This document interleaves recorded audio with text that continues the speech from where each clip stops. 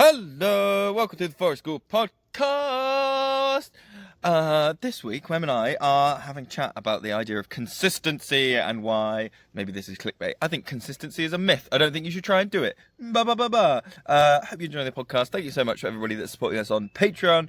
Everybody that is sending us messages on social media, really appreciate it. You can find us on social media. You can find us, you can email us at admin@theforestschoolpodcast.com. We would love to hear from you. Hope you enjoy the episode. See you at the end. Bye!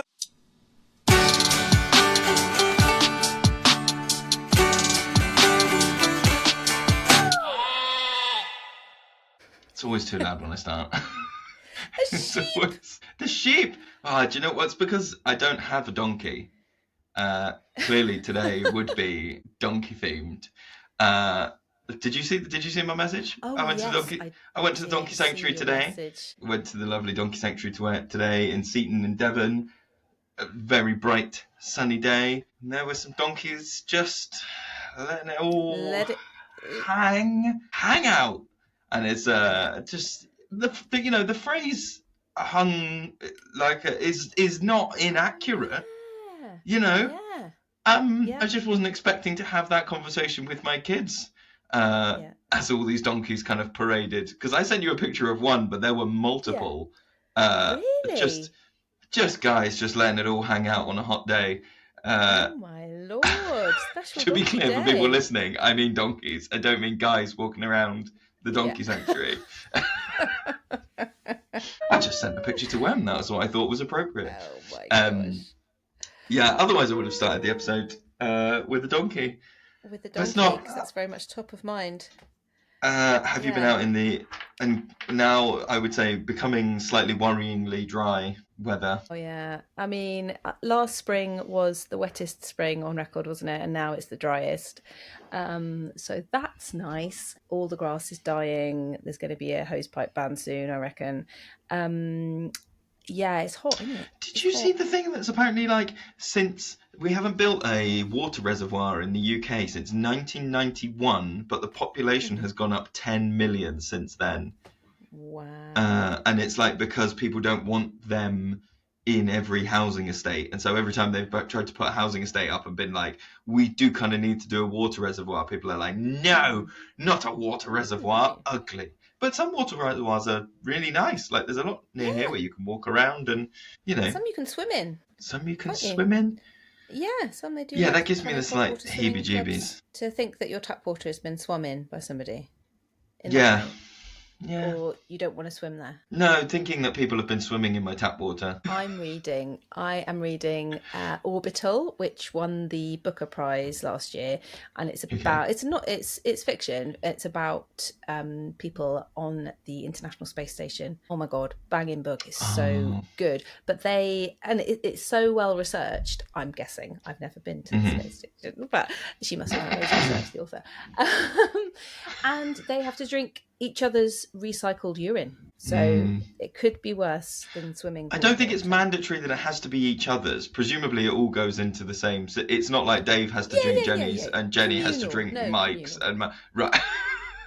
Everyone, if you could pass your glass to the left and go for it. Yeah. Go for your life. Yeah.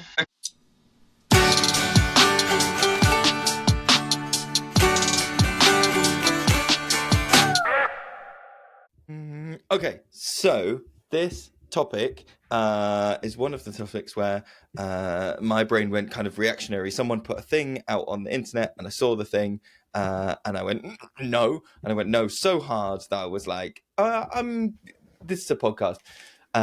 So I'm going to say the thing, I'm going to put all the stuff out and then it'll be all clickbaity and then I'll put all the caveats and the backpedaling bit in afterwards. So clickbaity title, consistency is a myth, is unobtainable. I don't think you should strive for it. I think it needs to be, it's something that social media and particularly people that put themselves out there as coaches set up so that they can kind of get you because it makes you feel bad about yourself and you shouldn't. You should feel good about yourself because of reasons. Okay, that's my clickbait one. Yes. Feathers ruffled. Yes. So to be more specific, we're kind of talking about like a session or at forest school, or kind of routines in the woods, or like we always do this, like we always start with a circle, or we always stop for lunch at this time, we always do this is non-negotiable, this is consistency is important. Like lots of people might argue consistency is there to make people feel safe, and therefore it's our job to kind of uphold it at all costs, or maybe not at all costs, probably people wouldn't go that far, but that it's an important thing to consider when planning your sessions, planning your provision, that it's like a really important human need for consistency. Yeah. And I definitely have heard lots of people saying that, not just about forest school, lots of things. And I think lots of people who work with children will be able to identify like those children that they work with, or young people that do need a level of consistency and really feel safe by it, and begin to feel unsafe if an element of consistency disappears suddenly or just isn't there. And they would be able to tell you which ones they know need that kind of routine and that kind of like trust in, like, this is the structure, this is the order of things.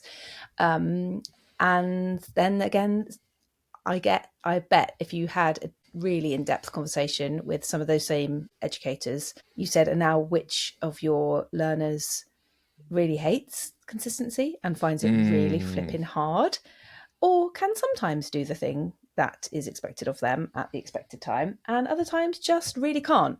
And do you know what I mean? Like, I think I do know what you mean.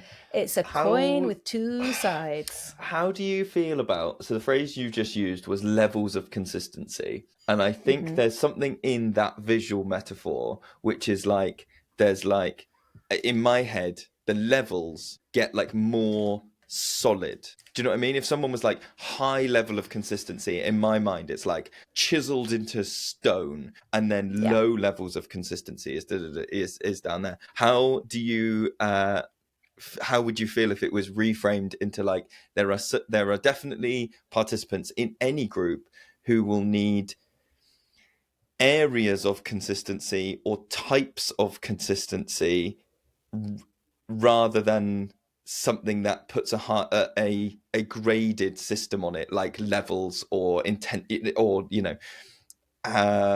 because I think that's something where I'm like, oh, I don't think there is a the description I gave was like, if you could design the perfect, maybe it's not forest school, right? Let's say you could design the perfect like outdoor session for somebody. You don't then meet their needs by delivering exactly that session 20 times in a row. And we already have this thing where we've like, already it's kind of softened because like the bits we're not in control of, like the weather and and how the ground feels and the wind and all the stuff like that. But even if you could control those things, how many of us would choose to go and have exactly the same experience over and over and over and over and over again? Now, I get that there are some people who have like comfort films and you might watch the same film over and over and over again. But what's different in each of those settings is like it's like bringing you from where you are to your place. But in terms of us, in terms of like delivering a thing, the idea, I've already put the first little chip in that argument, which is like, we can't control the weather. So you can't then be consistent with that. So you can't deliver that to somebody every time. And you're like, oh, you can't control how like other people are going to be. So, okay, there's another little chip in this thing. And you can like find all these little chips that just go ding, ding, ding, ding. Even if you wanted to be like, I fully believe that like copy and paste consistency is what's needed. It's just unobtainable. I've got so many things to say, and I'm really going to try and like organize my thoughts, because I was trying to, as you were saying that, I was trying to imagine and remember what it was like for me teaching in a classroom and how consistent my lessons might have been, for example. And I was thinking, there were definitely elements of consistency, and school is easier to be consistent because your classroom is way more samey than the woods through the seasons, obviously. And I was like,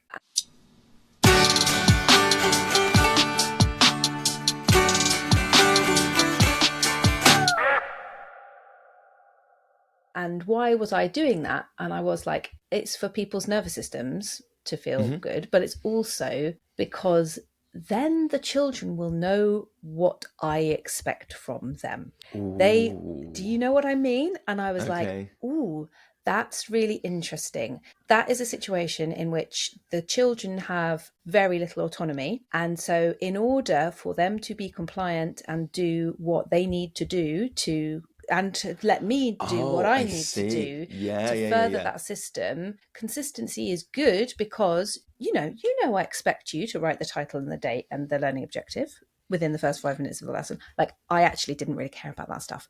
But do you know what I mean? It's like, now we don't need to talk about it because you know my expectations, and it is my expectations or the school's expectations. Yeah. And sometimes I would have to do things consistently that were the school's expectations of how I should behave as a teacher. And did I enjoy it? No, I flipping did not. I hated it. And that was one of the main reasons that I had to get out, because I didn't agree with the things they were making me do consistently, so that the children know what to expect and you know what to expect, and it keeps the relationship, it keeps the flow, it keeps the wheels turning on this institution. But I think that is based on, a lack of autonomy. And I think that probably those of us who might be delivering for a school within a school where there are still certain expectations placed upon us externally, or you're a teacher and you have your class and you also take them outside for the woods, like there are certain there is just do you think there's something there less autonomy that is like, is this in some ways a process versus product situation, in that if you value the product, and the product here in that scenario you've just talked about, the product is completing a lesson with minimal disruptions, and therefore the goal in terms of getting there is to be like, okay, consistency gets us to that product repeatedly, like over and over and over again. But if you are process driven or process valuing, then you don't mind if you don't get to the same product every time, because you are engaged in the process every time. And so you don't need to like keep people away from the bumps, the behavior bumps, the unexpected bumps, the things that disrupt a lesson, because you're like, oh, this is all part of the process. That's part of the thing of being process driven, is you could be like, all of this was part of the process because it had to be part of the process. Otherwise it wouldn't have been. Yeah. And I would say that in the classroom, I was probably a teacher who strayed away from consistency as much as I could within that system, because I wanted to have education be more like that. I was more like, today we're going to try something different. We're not going to sit in this arrangement. We're going to move the tables, move the chairs. We're going to actually, you guys are going to teach this bit of the lesson whilst, did you know what I mean? Like, I was always looking for ways to disrupt that, because I wanted there to be more process-based stuff happening and more interaction and more experiences that people could learn from and things that they could remember.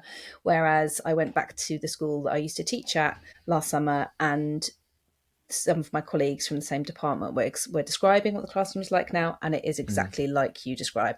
It is, the desks always face the front. The teacher is always teaching the same kind of PowerPoint. The teachers in the department are all teaching the same PowerPoint at the same time that has not been written by them. It's been brought in from an external agency. The children do not talk. They don't talk. The teacher tells them what to do and they complete the task in silence. And one of my colleagues said to me, but I've been a real renegade this year. I've done some pair work. I was like, oh, fuck. Actually joking me? This is secondary school English. And I genuinely couldn't believe it. So that is it. They've gone for that consistency. They've gone for that X plus consistency Y in equals product. This. It is just, that is our process and that is what we do. And it's not about the journey. It's about, the grade. It's about the grade. That's what it's about. And I think that, what was I going to say about autonomy? Well, I have a thought about in terms of Yeah, go on. a school scenario there, then in terms of the valuing of consistency. And I think that there is one of the sort of counter arguments to consistency is this kind of process thing, is this skill acquisition thing. Lots of people talk about outdoor learning and forest school in particular as a space in which people develop, if you want to be flippant, you might call them soft skills, or like social emotional skills, or the like, these are the I'm using all the air quotes, real world skills. They learn peer-to-peer mediation, they learn this stuff, and like people really bang that drum at forest school, and there are less opportunities to learn and practice those skills in a like consistent / rigid / highly scripted scenario. And so is there something there about like with this, I feel like I'm going to keep putting this like caveat in of like everyone needs a different level of this, right? And I understand that like different nervous systems work in different ways, and so people need to first of all be made comfortable in whatever they need to have. However, just as we've acknowledged that like we cannot be consistent in delivering forest school session because the weather's always different or there are things always different. Like if you only build the skills of like peer-to-peer mediation in a super consistent, in quotes, environment, is that actually an applicable skill to going out into the real world where things are different, things are wobbly, things like change unexpectedly. Sometimes you don't get to have your morning coffee when you get into work. Sometimes, and that still disrupts things for adults. So it's like, just whether we need to really beat ourselves up about the consistency thing, or whether there's areas to be like, actually some inconsistency, controlled inconsistency or acknowledged inconsistency can be a helpful tool. Yes. I want to say two things. One is that I still think that a lot of schools inevitably try to teach those soft skills in a very consistent way. There are many programs about social and emotional learning, and lots of interventions that people like, we're going to do that, we're going to understand our feelings and emotions through these worksheets, and I'm sure they work for some people. But it's interesting to see that schools do try to do that, but it's like, oh, you're going to come on the 6-week program and we'll fix your issue with social and emotional skills and then you'll go back in, and that's our way of doing it. It's consistent. Sure.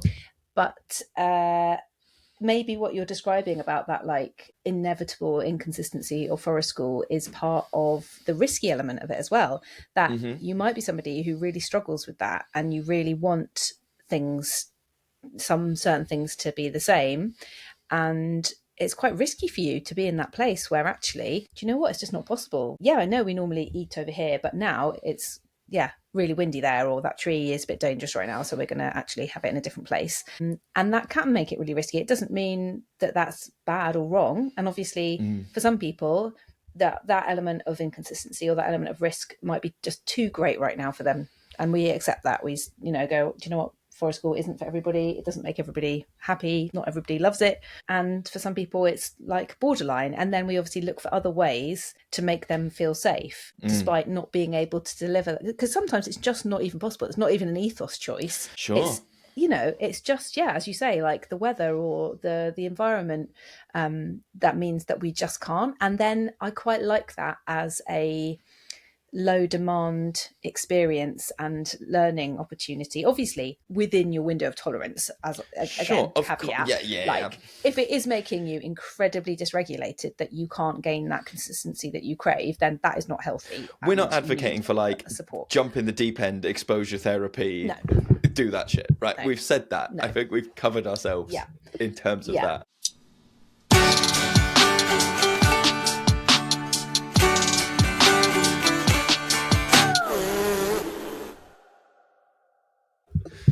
But it's not like the teacher says no. The teacher says, I can't allow you to do that thing. It is like, mate, I'd love to, but have a look. Like, it's an external. So in that way, in a more traditional parenting or educating kind of mindset, you might go, well, children have just got to learn. They've just got to suck it up sometimes because I say so. And you're like, no, you're just actually being mean. You could change that environment, or you could change that's that it. setup. You could change. Yes. That person doesn't like, and they would not be unhappy. And so why are you doing it for the sake of toughening them up or like making them resilient, which is like increasingly being seen as your consistency. not such a great this is the thing, isn't it, where people get stuck where they're like, I've actually said last week that no one's allowed to do that, and it wouldn't be consistent of me to go back on that, or like, do you know what, I just have to hold the line that's not what we do. Whereas like, because if I let you do it, then I'll have to let all of these phrases that we know come out when someone is like seeking to be consistent but doesn't necessarily have what I would consider a very strong rationale for the consistency. It's maybe it's like not and that's my judgment on the value of that thing. I think as well there is something there that you mentioned about like, I would, situations where you're like, I would love to, where there might be like, for example, like, because weather's a really big one, isn't it? Let's say something is wet, right? And they really want to go on a thing, but the swing is wet. You get to co-regulate that you and the participant are on the same team against the inconsistency. You get to stand alongside them and go, yeah, God, I really wish we could, I mean, whether you want to put this on or not, whether it is genuinely how you feel, but you can co-regulate, you can model like, I'm finding that really frustrating that this isn't where I was hoping we could do it. And I'm not sure what to do. My tummy feels a bit funny about it. Actually, I can feel, you get to do all of the modeling of how do we deal with inconsistency, rather than trying to at all costs be like, no, consistency of approach, consistency of resources, consistency of this. And again, that's the skill building thing. Yeah, I absolutely remember that from, our sessions usually starting with a circle at some point, or like a check-in, and that usually happening before a break for snack, and a person saying to me, oh, it feels quite late and we haven't done the circle. And you could see that they were quite unsettled by that. And they were like beginning to be a bit like twitchy and what's going on. And exactly having that conversation with them that you've kind of described, going, yeah, I know, it's kind of weird, isn't it? It's just that, like, if you look at those people over there, they're like really into that game. And those people, like, because we talked about planting the trees, but they're just going for it. They're just planting the trees. They really couldn't wait today. Because that person who's asking about the circle is literally the only person right now who is in a place to do the circle. Nobody else is. But to describe and go, yeah, it's made the day feel really weird for me. Now it feels like something's missing. We haven't, and having that discussion about like, yeah, I quite enjoy that. And it's a shame. Maybe we could do it while we're having snack, so you together find a solution if there is one, or find a way to, like talk through that thing. It's big. And I think there's something in there which you've mentioned that I do want to put a pin in and come back to, which is like, who is the consistency for? Because that's a really big part of it. But one thing that I really wanted to acknowledge was quite often I hear the words consistency used by people who've been doing some, and not specifically forest school, any type of education. They will talk to people who are new to the industry or new to that teacher, like people who are new to forest school get told this by people who have been doing forest school for, a long time, or are trying to put themselves in a coaching position. People who are new to teaching get told it by senior leadership. People who are, that consistency is the thing. And I can remember the weight of trying to start anything, take your 6 pilot sessions that you do in the level 3. If somebody is there going like, consistency is the thing, you must be consistent in your routine, every session has to start with this, finish with this. I would stare at the planning and be like, week 1 better be fucking incredible, because I can't change it, because someone has made such a big thing of consistency now that like you could really beat yourself up and then go, oh God, I can't even like throw it all in the bin and try the next one, because people are telling me that like consistency is the thing and the kids need consistency, and I could see they didn't like it. So there's that bit of like, what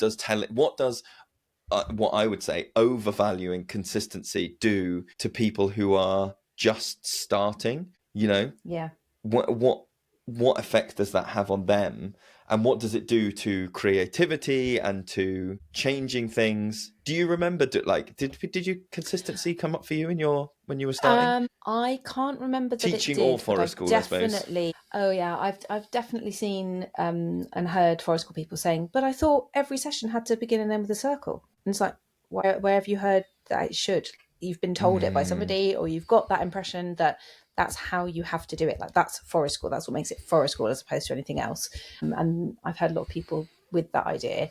And yes, I think in terms of behaviour management in the classroom, that was a lot of banging on about consistency. And, you know, you've got to, like, they need to know your rules and you need to be consistent with that. And actually, I think that's a crock of shit, because obviously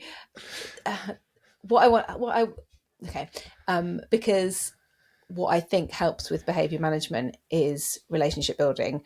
I've written a note about the consistency of relationship, and that, and like, can we strive for that? Because even if we can't offer consistency of routine for whatever reason, because there's also loads of other positive reasons why consistency just maybe is kind of boring or not that fun. Sure. And what makes it like fun and memorable and special place to learn and to just exist for a while is that we can be really inconsistent, and sessions are unpredictable, and for the dopamine seeking of us, you know, which is many of us, like, that's what makes it freaking magic, isn't it? It's like, I'm going in and I just don't know what's going to happen, and that's bloody brilliant, and oh my God, this surprising thing happened or whatever. So that's great. But also I was wondering about, like, can we strive for consistency in our relationship?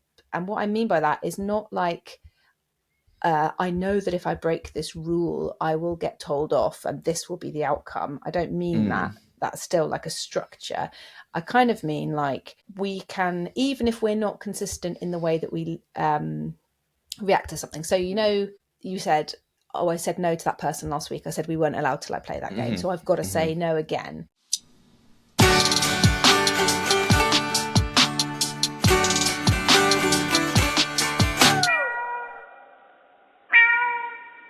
Whereas you or I would perhaps say no to that game. Would have forgotten that we said that last week. We No, would have completely moved on. Or what I was going to say, to be kinder to ourselves, is reflected on it, risk assessed it, chatted together, gone, why was I saying no to that? Yeah. Do you know what? I actually think it's okay within these parameters, whatever.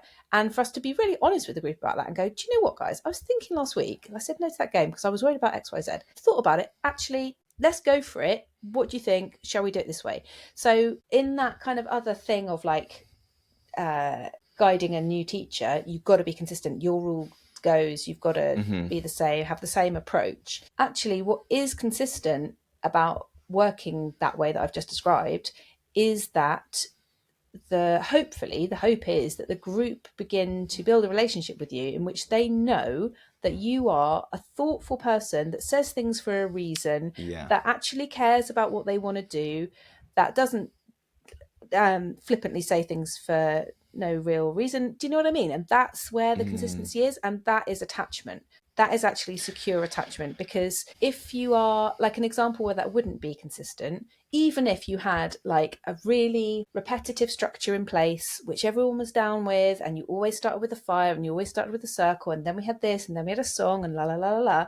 But from one day to the next, you're like, oh, how was your weekend? How are you? La la la. And the next minute you're just like, cold, I'm not going to speak to you today. My job is to light the fire. That isn't consistency of relationship. And that's where you can get really disorganized attachment. And obviously that's more kind of parenting, but that, I think, is some, and sometimes we can't help that. We've got stuff going on in our personal lives, and but to absolutely. strive for that kind of relational consistency. I don't even know if that's a term, but I think for me that's more important than consistency of session, is the consistency that they can and that's have that some consistency expectation of about process versus consistency of product, isn't it? It's not about the consistent product that always starts like this, that you always say no to this, you always, it's the consistency of process, which is like, I will always think things through, I will always share that thinking with you, all of that stuff. That's absolutely true. And I think there's like, this is where, like, when we were starting and I was saying, like, rather than levels of consistency, thinking about areas of consistency, and like consistency of intention, I think is super important. That's a good way to phrase it. Absolutely important, in the way that consistency of output might then vary massively. My intention of delivering the session that you need today is consistent. The games that I choose are not consistent, or the resources that I get out are not necessarily consistent, because in order to hold that consistency of intention, I have to not hold consistency of output. Does that make sense? There's a lot of words in that thing. But I also think that this consistency of intention is, for me, a big building block of not just my relationships in sessions in forest school, but also on reflecting on this topic, the most secure relationships I have with peers or with, like, my partner and things, is that I trust their consistency of intention. And so that then makes me realize that whatever outcome they do, whatever reaction they have, whatever thing, like, that I'm like, okay, but I know they're a good person. I know that they have I know that their intentions are always, this. Whereas what I would be potentially, like, worried about, if you were to go for this real hardline consistency of output, is that you teach people that a good person, again, we talked in the last episode about that, like, tidying isn't moral, but that, like, being consistent is sometimes put out as this moral thing, like, you're a good person if you're 100%. consistent. That if you model for people that, like, a good person, a good leader is consistent in their output, they always do the same thing, they always say the same thing. When that person is an adult, this young person that's maybe been through these sessions, if they have a partner who does something different one day, or their friends, like, change what the plans are, if your only yardstick for measuring whether they're good people or not is the consistency of their output, it's a very transactional, very, like, you didn't do what I was expecting, you didn't do the thing that you always do, and so that's not good. That's not okay.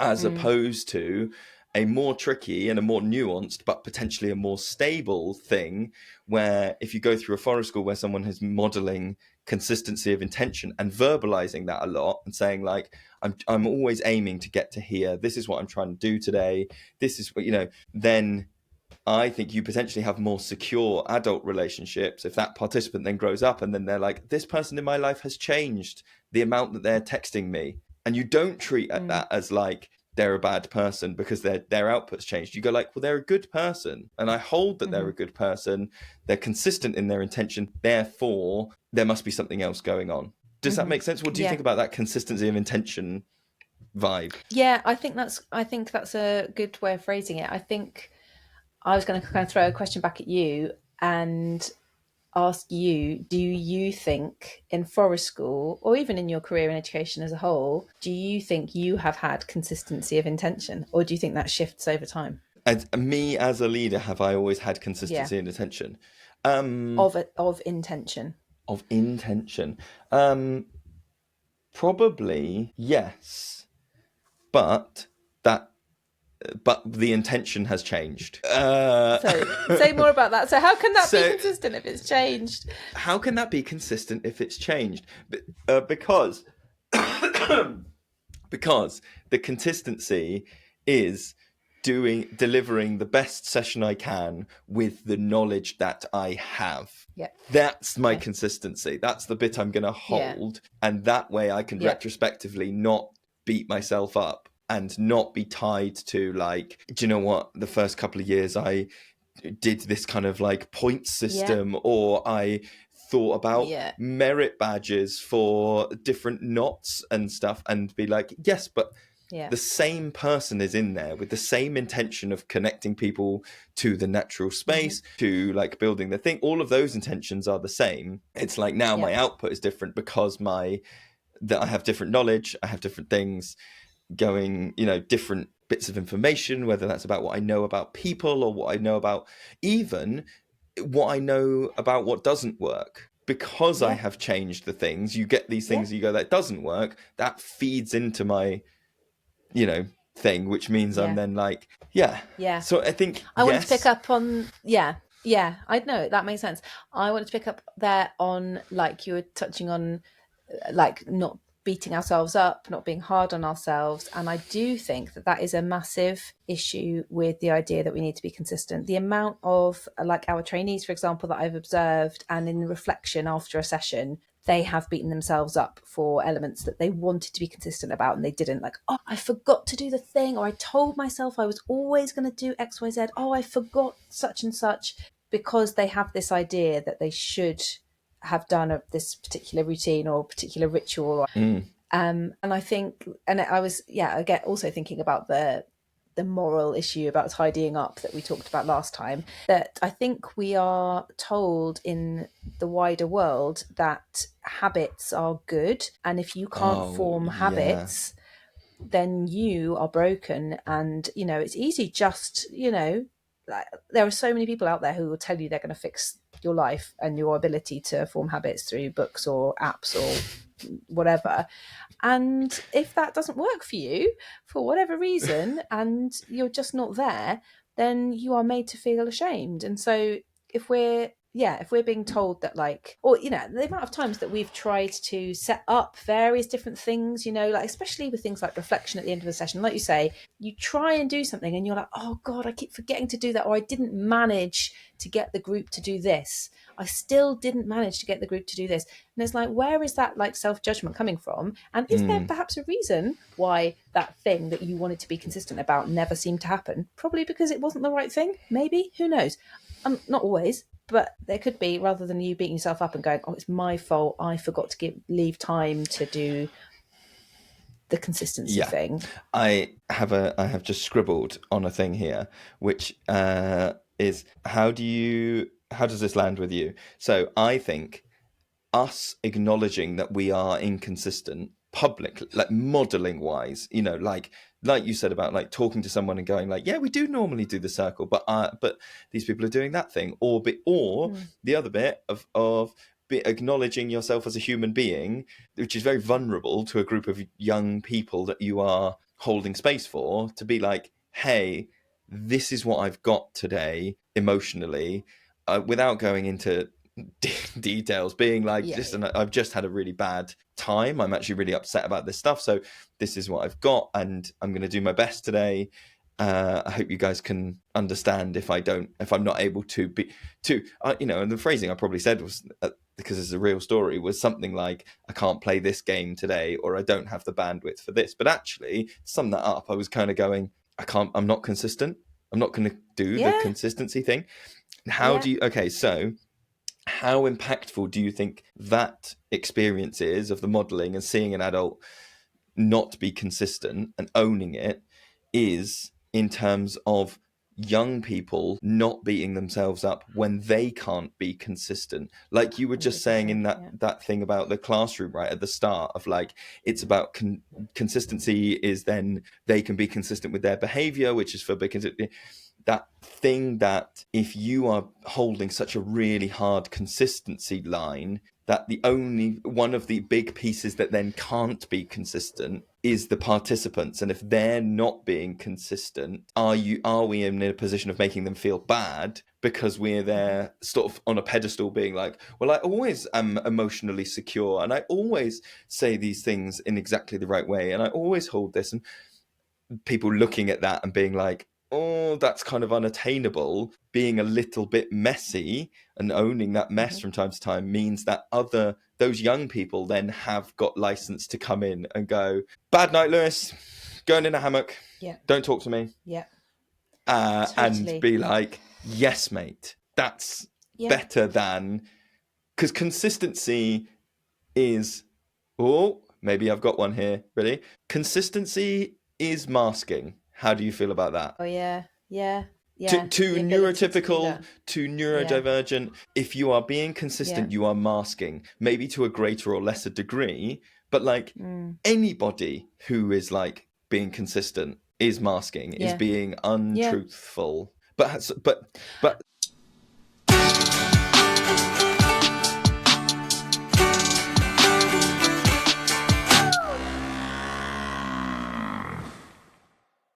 I think sometimes that is not necessarily a negative thing. No, not at all. So, for example, if you are being consistent with something in your wider life, like something that you really flipping hate, but you know you've got to do it because it is beneficial, and you are masking your way through it, you still hate it, but it's for a greater end goal or a greater good, then that's actually a beneficial skill to be able to have. Like that kind of masking.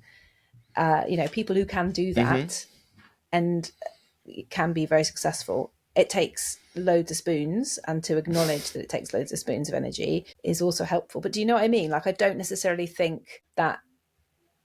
I think some things are worth masking for. I agree. In wider life. But yes, there is total, and that's what is, again, it comes back down to that autonomy about forest school, doesn't it? That actually in most classrooms, young people don't have the ability to say, yeah, I know I could do that work yesterday, but today, no. Don't have it today. It's just not there. I'm having a potato day rather than a fire day. And that choice isn't there. And that is so unfair. So unfair. Do you think that we've talked on the podcast before about this is in very long terms, like historically speaking, but that there is a cultural hangover from an age in which men were able to make scientific breakthroughs, to like write great literature, to like to be consistent, because the support network under them was being underserved, represented, under whatever. The only way that somebody could be consistent in the way that a lot of these great in quotes people from history have been, of being like, I always wake up at 5 and I do this, and I should walk around the block, and I should go to this and this and this, is because they had like a wife whose job it was to deal with all of the housework and the chores and the children and the staff and the whatever. And even now, lots of the people who are preaching consistency and that habit building stuff you were talking about online are not acknowledging all of the support team that goes under. They're like, you got to wake up, you got to grind, I do this, I exercise, and then I eat this, and then I diary, and I journal, and like, do you think there's a like cultural hangover from all of that stuff, that we have kind of moved into a world where a lot more of us are a lot more balanced in our relationships, a lot more kind of like split in terms of like who's responsible for what kind of housework, for raising children is now like a more collective job in. Oh, okay, you're making eyebrows at me. I think it's a nice idea to think that it is, and it's better than it was. Better than it was. Okay, really okay, I'll take better. It's really unequal. Okay, but I'll take better. Maybe that's yes. But I'll take better than it was. And better than it was. Does that mean that then achieving the consistency thing is like not attainable because it relies on in a broad like capitalism, like it involves people not being paid for their labor so that somebody can be profiting. If the profit is consistency, it involves people being underpaid for their work.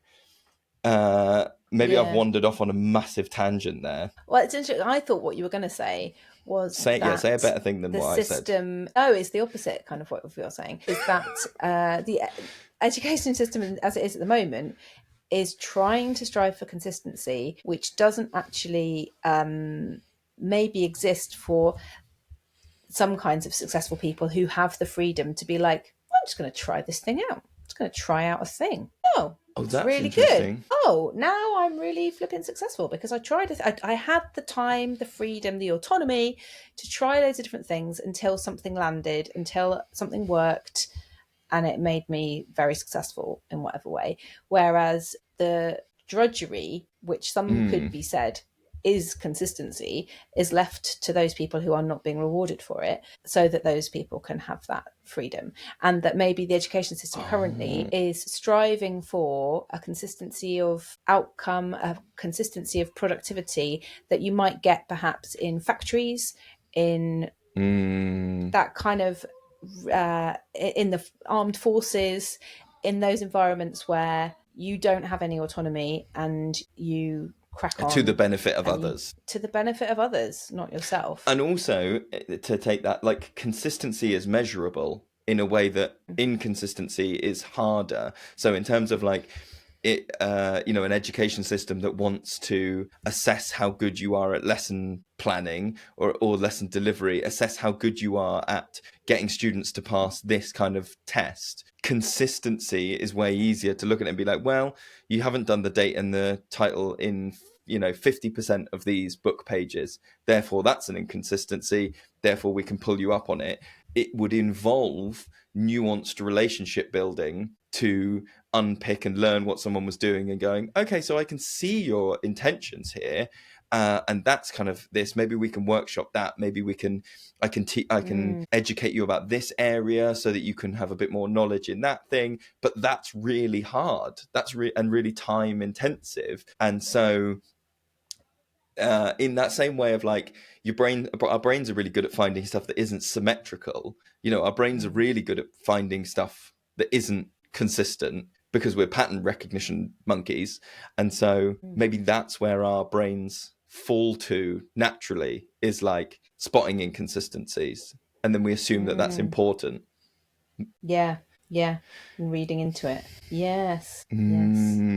So, oh my God. I think I have chewed out the idea. I do still sit with this thing of like, I'm way into consistency of intention, way into it, and I'm kind of over consistency of output. I'm kind of over it. I'm kind of over because, and then there's something else in here which is the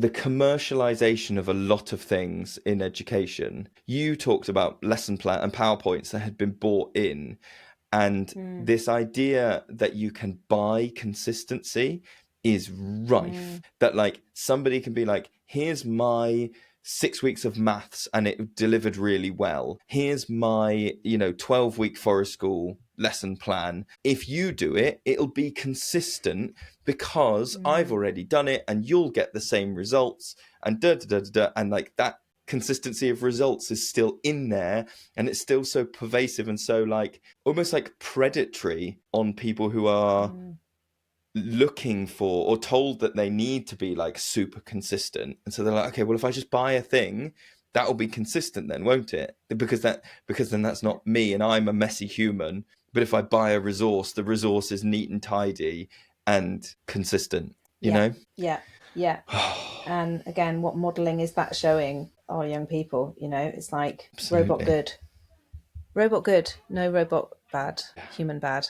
Yeah. I think sometimes we talk about in conversations whether this is like a way down the line conversation for people that have been doing forest school for 5 years. I think this is right at the start. I think I've got to put some of this into the level 3 training from now on. I think I've got to put some of this into more conversations that I have with people who are asking to repeat things that are happening, or asking, what do you always do, what does your structure look like, what does your I think maybe now's the time to wave the flag a little bit and be a little more vocal about consistency of intention over consistency of output. And I think it goes hand in hand with the ongoing child-led, learner-centered, how do you structure a session debate. It goes alongside that, doesn't it?